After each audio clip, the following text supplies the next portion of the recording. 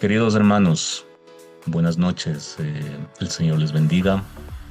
Es un gusto una vez más poder compartir este tiempo especial del estudio bíblico. Esperamos de que todos nosotros podamos aprender más acerca de su palabra. Bienvenidos, estamos en una nueva temática. Vamos a ver creciendo en la nueva vida cristiana o también como habíamos publicado cómo vivir la vida cristiana, cómo se vive la vida cristiana. Inicialmente este estudio está dirigido para todos nuestros hermanos en Cristo que están empezando su nueva fe, están empezando la vida cristiana y lo que queremos por medio de estos estudios es poder guiarles a entender cómo usted debe y puede crecer en la vida cristiana. Entonces, nuestro ánimo para todos nuestros hermanos, para todas aquellas personas que en este tiempo han conocido recientemente el Evangelio, bienvenidos a la familia de Cristo. Sí, bienvenidos a todos ustedes.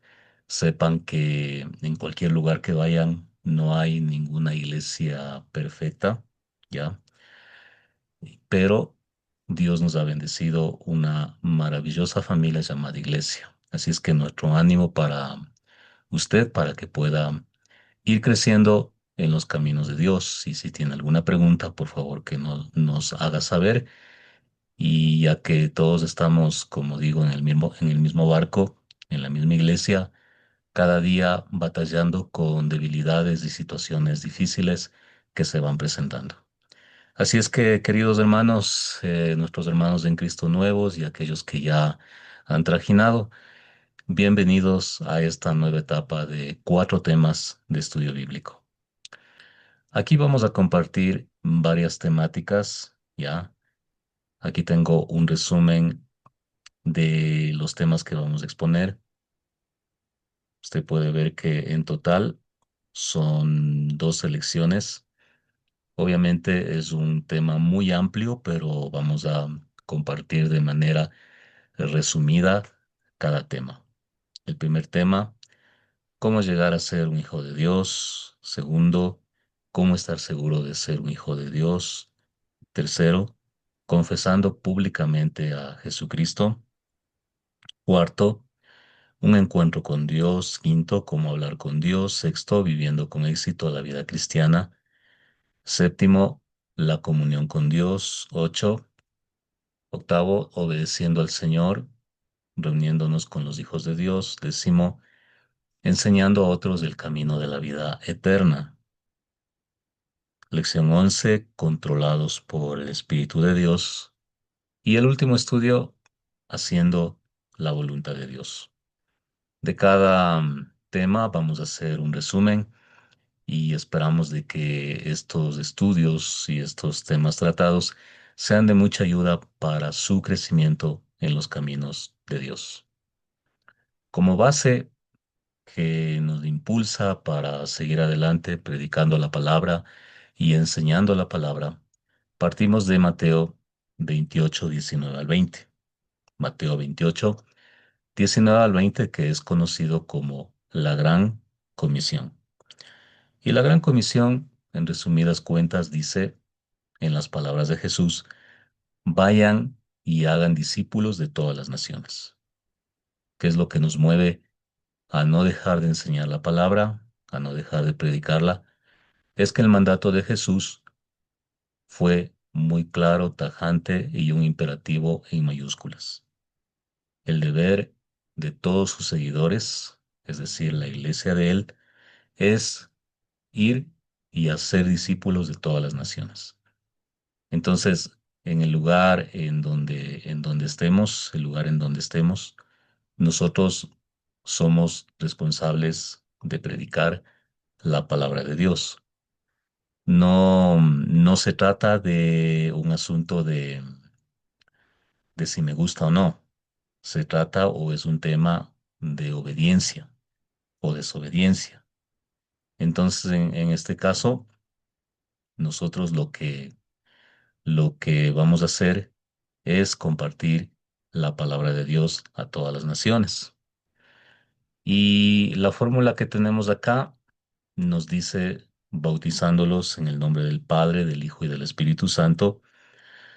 Verso 20: enseñen a los nuevos discípulos o seguidores de Cristo a obedecer todos los mandatos que les he dado, todos los mandatos que les he dado.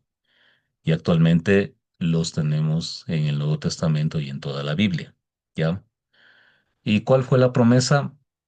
Y tengan por seguro que estoy con ustedes siempre hasta el fin del mundo.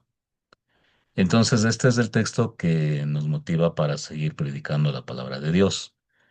Y obviamente, lo esencial es que usted, ante el Señor, sea un creyente comprometido que va creciendo conforme a la voluntad que Dios ha establecido en su palabra. Y como podemos observar en la iglesia primitiva, ya cuando el Señor Jesús estuvo en los cielos, ascendió a los cielos, la nueva comunidad llamada iglesia siguió fiel a este llamado y mandato que él había dejado. En Hechos 2:42 podemos ver que la primera comunidad que llegó a los pies de Cristo por medio de la prédica del apóstol Pedro, sí, por medio de la prédica del apóstol Pedro, nos dice en Hechos 2:42, todos los creyentes se dedicaban a la enseñanza de los apóstoles. Sí, todos los creyentes se dedicaban a la enseñanza de los apóstoles. O en otras palabras, todos los creyentes eran instruidos o educados en la palabra de Dios por medio de los apóstoles. ¿Por qué razón? Porque Jesús había encomendado y dado como un imperativo este, esta labor muy importante de formar a las personas que van llegando a la fe cristiana. Entonces, este fundamento de obediencia, de deber, de responsabilidad, si tiene como base la Biblia, tiene como base la Biblia. Por ejemplo, en el Salmo 119:11, la palabra nos dice, he guardado tu palabra en mi corazón para no pecar contra ti. He guardado tu palabra.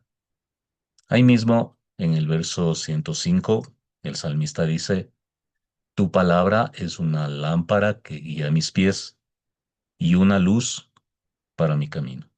Sí, o lámpara es a mis pies tu palabra y lumbrera a mi camino. Y bueno, el texto que siempre hemos estado citando, segunda a Timoteo 3:16 al 17, toda la escritura es inspirada por Dios y útil para formar y transformar, en resumidas cuentas, la vida de una persona. Entonces, la escritura, tanto del Antiguo Testamento o las escrituras hebreas como el Nuevo Testamento, contienen la voluntad de Dios. Su personaje central es la persona de Jesucristo, ¿ya? Entonces, todo creyente que quiere seguir a Jesucristo en este tiempo, en el día de hoy, ¿qué tiene que hacer? Ser una persona que va creciendo en el conocimiento de la palabra de Dios. No hay otra forma de hacerlo, ¿ya? La Biblia expresa la voluntad de Dios. En la Biblia podemos encontrar su sabiduría, su discernimiento, podemos aprender de quién es Dios, quién es su Hijo, quién es el Espíritu Santo y todas las normativas que ella nos da para que nosotros podamos ser hijos obedientes en Él. La primera lección, el primer estudio se titula ¿Cómo llegar a ser un hijo de Dios? O cómo una persona que no es cristiana puede llegar a ser un hijo de Dios. La enseñanza de que todos son hijos de Dios no es una enseñanza bíblica, ¿sí? No es una enseñanza bíblica. La enseñanza bíblica nos dice lo contrario, ¿ya? Entonces, partimos aquí para entender esto bajo la enseñanza de Efesios 2:1 al 3. Efesios 2:1 al 3. ¿Ya? Vale indicarles que estamos hablando, ¿cómo se dice? No, el número grande es el capítulo y los números pequeños son los versículos. Así está dividida y subdividida la Biblia en capítulos y versículos. Cada libro tiene capítulos y versículos. Entonces acá estamos en Efesios 2:1 al 3. Entonces aquí se describe la naturaleza de una persona que no conoce a Jesucristo, que no es cristiana. Entonces, si usted en este tiempo ha llegado a conocer del Evangelio, aquí está una descripción de su vida pasada y obviamente de la vida pasada de todos los creyentes, ¿sí? Entonces dice, antes ustedes, o sea, los que ahora son creyentes, estaban muertos a causa de su desobediencia y sus muchos pecados. Verso 2: vivían en el pecado igual que el resto de la gente, obedeciendo al diablo, el líder de los poderes espirituales del mundo invisible, quien es el espíritu que ahora actúa en el corazón de los que se niegan a obedecer a Dios. Pablo se incluye y dice, ¿no? Todos vivíamos así en el pasado. Todos vivíamos así en el pasado. ¿Cómo? Siguiendo los deseos de nuestras pasiones y la inclinación de nuestra naturaleza pecaminosa. Vean, por nuestra propia naturaleza éramos objetos del enojo de Dios, igual que todos los demás. Como podemos apreciar, aquí se describe la vida de una persona que no conoce el Evangelio. Y la vida de una persona así es una vida sin Cristo. Es una vida sin esperanza, por más que la persona esté en la opulencia, esté, entre comillas, sana, viviendo muy bien, pero la lectura de la escritura es que esa persona, vamos, como dice acá el verso 3, ¿sí? Éramos objeto del enojo de Dios, igual que todos los demás. Entonces aquí tenemos esta descripción de nuestra vida antes de conocer a Cristo. ¿Cómo era nuestra vida? Estábamos muertos. Efesios 2:1. Estábamos muertos. ¿Y cómo se evidenciaba esa mortandad? Porque vivíamos en desobediencia y cometiendo muchos pecados. ¿Ya? Y Pablo no queda ahí, sino que el apóstol empieza a detallar un poco más en qué consistía esa vida. ¿Esto se debía a qué? Él le atribuye a que las personas que estaban muertas y en una vida de desobediencia y muchos pecados era porque estaban bajo la influencia y obedientes a Satanás. O sea, detrás de todas las personas que rechazan el Evangelio, que no quieren saber nada de las cosas de Dios, está el poder de Satanás. Esa es la lectura de la palabra. Entonces, por más que una persona esté bien vestida, esté joven, tenga un récord de estudios admirable, tenga posesiones, pero esta persona sin Cristo, o sea, sin haber reconocido el señorío de Jesucristo, tiene la influencia satánica, como dice el verso 2. Entonces, Pablo dice que por esa razón, las personas, y Pablo dice, yo también me incluyo, vivíamos esclavos de los deseos de nuestras pasiones. Sí, esclavos, pecando por aquí, pecando por allá, y por naturaleza nos habíamos convertido en hijos de ira. Entonces, esta es una descripción de la realidad espiritual que nosotros teníamos antes de conocer el Evangelio, indiferentes a las cosas de Dios. Por más que nos invitaban, por más que nos hablaban de Dios, nos daba iras, nos enojábamos, eh, éramos indiferentes totalmente.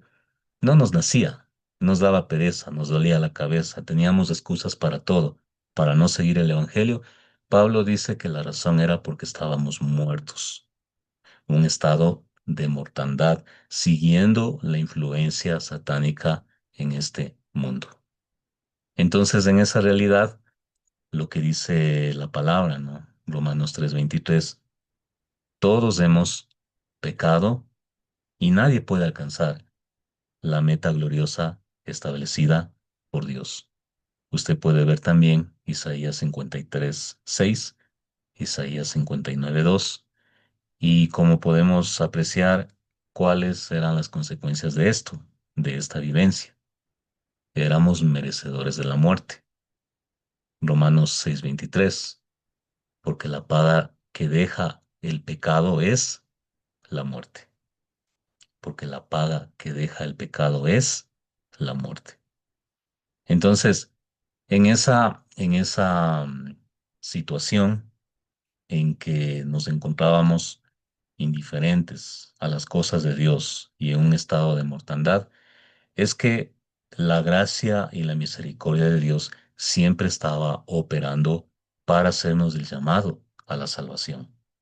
¿Sí? Entonces, no fue que en una mañana yo digo, desde aquí en adelante yo voy a ser cristiano, solamente es cuestión de fuerza de voluntad. Imagínense si fuera así, no más. eh, la mayoría de templos estuvieran repletos a reventar de gente. Pero esto no se trata de cambiarse de camiseta como lo haría con un partido político, con un equipo de fútbol. Un mes estoy acá, el otro mes allá. No. Estábamos en un estado de mortandad y en ese estado dice la escritura que Dios operó un milagro. ¿Cuál fue ese milagro? El milagro de la salvación. Efesios 2:4 y 5. Pero Dios es tan rico en misericordia y nos amó tanto, que a pesar de que estábamos muertos a causa de nuestros pecados, nos dio vida cuando levantó a Cristo de los muertos. Eso solo por la gracia de Dios que ustedes han sido salvados. ¿Qué podemos apreciar aquí? Que la obra de salvación, o sea, en el momento en que se quitó las vendas de mis ojos, ¿sí? Ese milagro, ese don de la salvación es lo que fue una cirugía, una operación de parte de Dios. Entonces, esta realidad de llegar al Evangelio, de reconocer que soy pecador y de decirle a Jesucristo, Señor, perdóname, quiero seguir tus caminos de aquí en adelante, ese acto, ese acto se llama el nuevo nacimiento y sucede en varios contextos, ¿sí? Unos empiezan a conocer del Evangelio estando enfermos, estando en una calamidad, o cuando alguien le ha argumentado acerca de la fe y sabe que está mal, llega a conocer el Evangelio, o cuando muchas personas están en situaciones muy difíciles y que ya han probado diferentes soluciones y no hay ninguna solución para su caso, han llegado al Evangelio de Jesucristo. O sea, Dios ha ido obrando en diferentes situaciones. Entonces, si usted es un creyente que ha conocido, una persona que ha conocido el Evangelio, esa es la realidad que teníamos antes. En mi caso, yo conocí el Evangelio en mi adolescencia y toda esta situación, cuando leo la Escritura, me dice que yo estaba en un estado de mortandad. Entonces, esta obra de la salvación es una obra estrictamente realizada por Dios. ¿Sí? Y obviamente la salvación no se da solamente como un acto en donde nos lleva a algo estático. No, nos lleva hacia un nuevo nacimiento para que de ahí en adelante nosotros estemos dispuestos a servir al que nos ha dado la salvación. En Efesios 2:10, Pablo sigue en el tema y dice, pues somos la obra maestra de Dios, Él nos creó de nuevo en Cristo Jesús a fin de que hagamos las cosas buenas que preparó para nosotros tiempo atrás. Entonces, en esta nueva realidad de vida, en este acto salvífico de la salvación, la voluntad de Dios es que cada uno de sus hijos estén inmersos en la obra suya, haciendo labores, edificando la iglesia. En ningún momento se concibe a un cristiano en el Nuevo Testamento como una persona que lleva su fe entre él y Dios y absolutamente separado de la realidad del mundo. Por eso es que hermanos y hermanos queridos, los que están empezando la vida cristiana, una de las muestras que usted ha nacido de nuevo es que tiene hambre y sed de estar al servicio de Dios, es que tiene hambre y sed de la palabra de Dios. Claro, es muy similar cuando un bebé nace, ya síntomas o signos de que está vivo, es que empieza a chillar, empieza a moverse, empieza a buscar alimento. De igual manera, en el plano espiritual, esas son las señales que nosotros debemos estar alertas porque ya no vamos a ser las mismas personas porque ha sucedido un milagro especial en nuestra vida. Ese acto de la salvación obrado por Dios es lo que la Biblia llama en otros términos el nuevo nacimiento. El nuevo nacimiento o haber nacido de lo alto, haber nacido del cielo. Entonces, esto es un milagro que solamente lo puede hacer Dios en el corazón de una persona. No se trata de que hoy soy católico, mañana evangélico y mañana me voy para acá. No. Este nuevo nacimiento no lo da ninguna iglesia, organización, ninguna denominación. Ya es un acto donde el poder de Dios obra de manera milagrosa. Por ejemplo, ahí en Juan 3:3, una vez que Nicodemo fue a hablar con Jesús, Jesús le dijo de manera directa, Juan 3:3, te digo la verdad, a menos que nazcas de nuevo, no puedes ver el reino de Dios. O sea, para ver el reino de Dios, para ser parte de la familia del reino de Dios, tienes que nacer de nuevo. En 2 de Corintios 5:17, Pablo dice que esto significa que todo el que pertenece a Cristo se ha convertido en una nueva persona o en una nueva criatura. La vida vieja o antigua ha pasado, una nueva vida ha comenzado. Entonces es un borrón y cuenta nueva. La venda que estaba en mis ojos es quitada.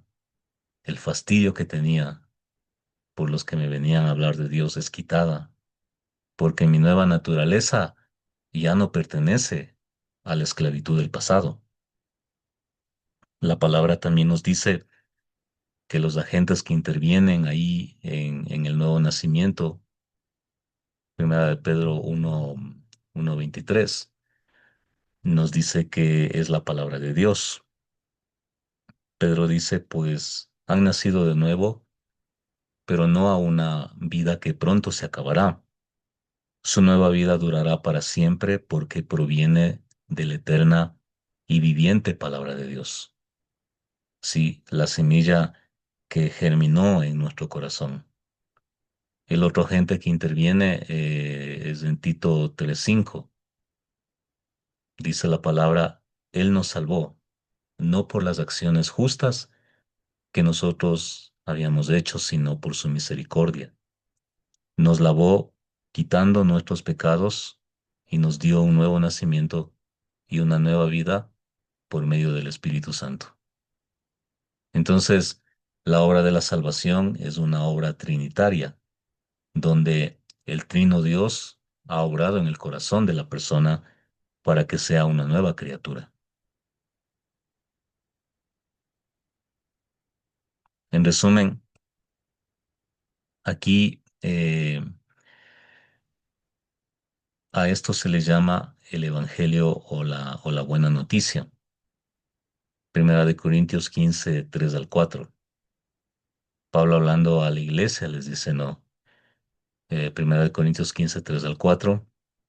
Cristo murió por nuestros pecados, tal como dicen las Escrituras. Miren, fue enterrado y al tercer día fue levantado de los muertos, tal como dicen las Escrituras. Entonces, este nuevo nacimiento se ha dado gracias al sacrificio de Jesucristo, ¿sí? Y no al mérito o al gran sacrificio que una persona pudo haber hecho por ganarse la salvación.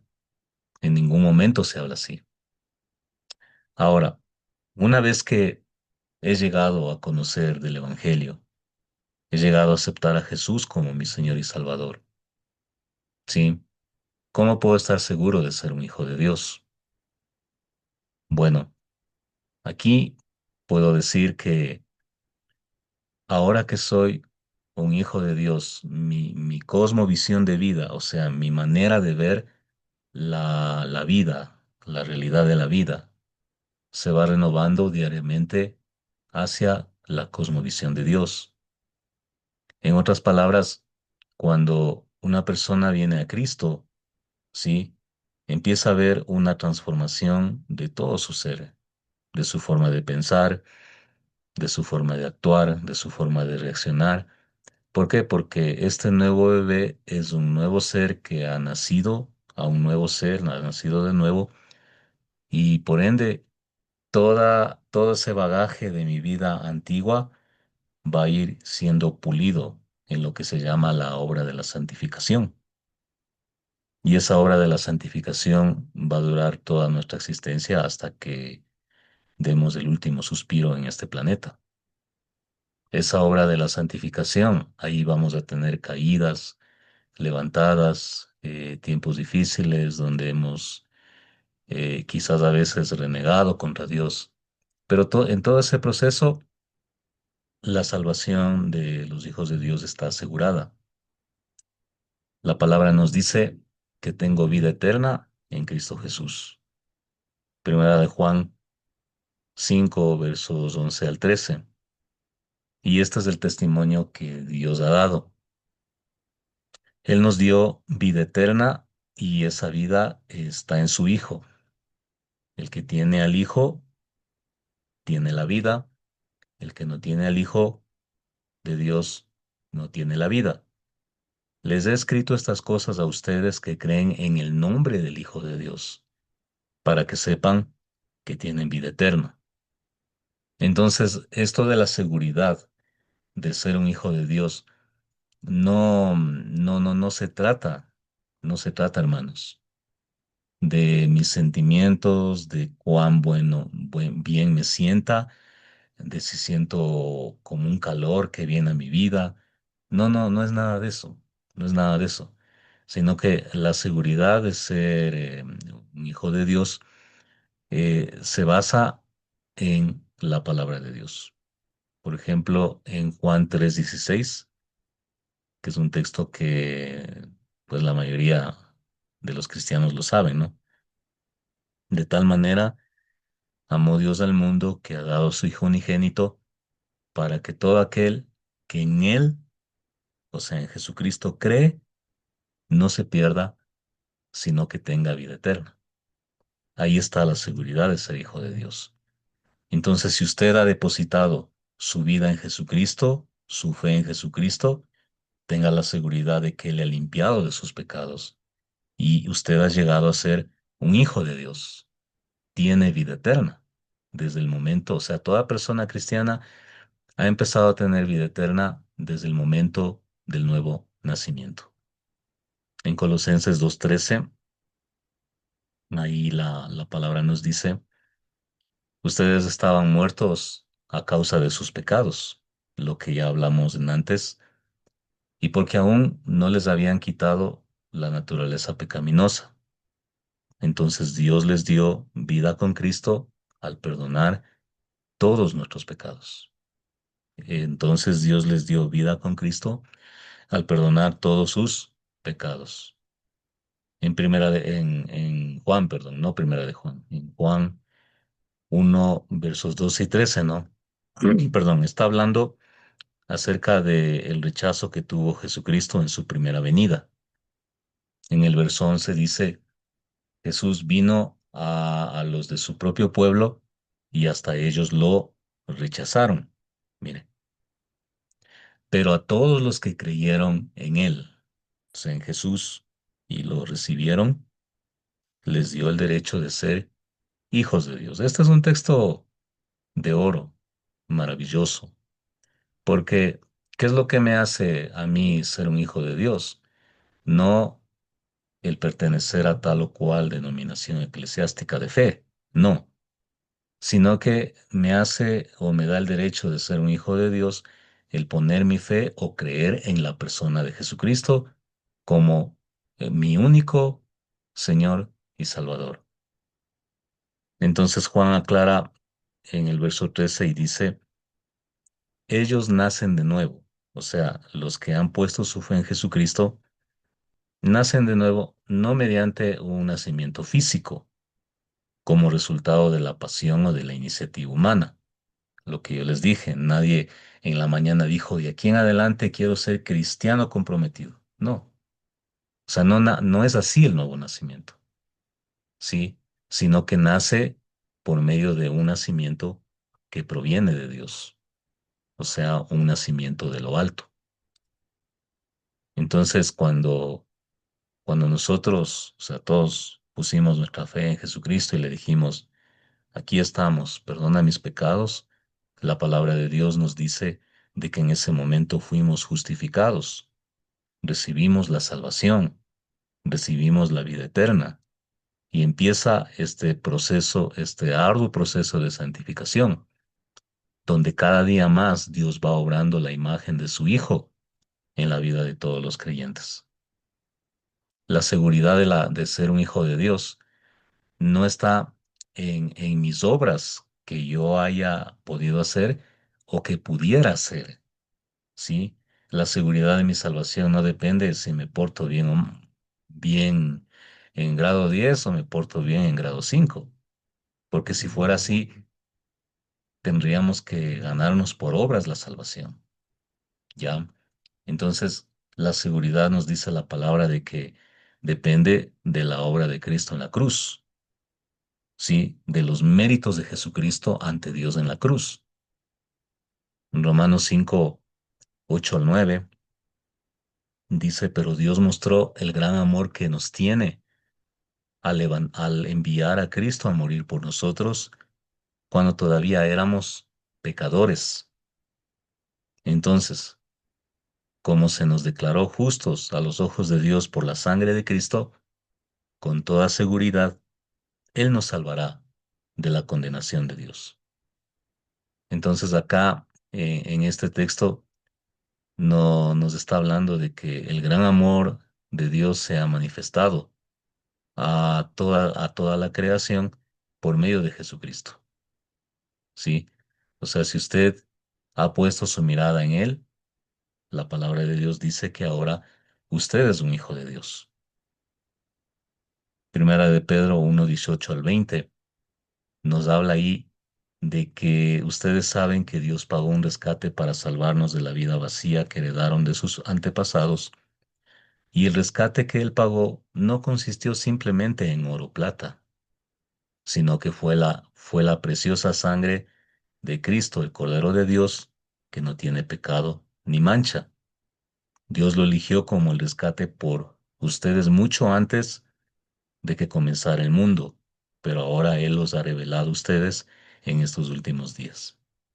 Entonces, como podemos apreciar, solamente por la obra de Jesucristo es que se habla en términos de la salvación dada por Dios a la humanidad, porque si fuera por nuestros méritos, no nos sería posible esto, ya que el estado en que estábamos antes de llegar al Evangelio, como dice Pablo en Efesios 2, era un estado de mortandad, de muerte. guiados por la influencia satánica de este mundo, guiados y esclavos por nuestras propias pasiones, indiferentes, rebeldes contra las cosas de Dios. Entonces, en ese estado, no era posible que nosotros pudiésemos ganarnos la salvación. Por eso es que ningún profeta, ningún apóstol, o por más influyente o consagrado que haya sido un siervo o una sierva de Dios, jamás se dice que por medio de ellos podemos tener la salvación. Jamás se habla así. Solamente se habla acerca de Jesucristo. Entonces, Jesús dio la plena seguridad de que una vez que hemos venido a sus pies, llegamos a tener la salvación. Juan 10, 27 al 29. Jesús dice, mis ovejas, perdón, escuchan mi voz. Yo las conozco y ellas me siguen. Les doy vida eterna y nunca perecerán. Nadie puede quitármelas porque a mi Padre me las ha dado y Él es más poderoso que todos. Nadie puede quitarlas de la mano del Padre. Entonces aquí lo que podemos apreciar es la seguridad de la vida eterna que tienen los hijos de Dios. Repito el verso 28. Yo les doy vida eterna y jamás perecerán y nadie les arrebatará de mi mano.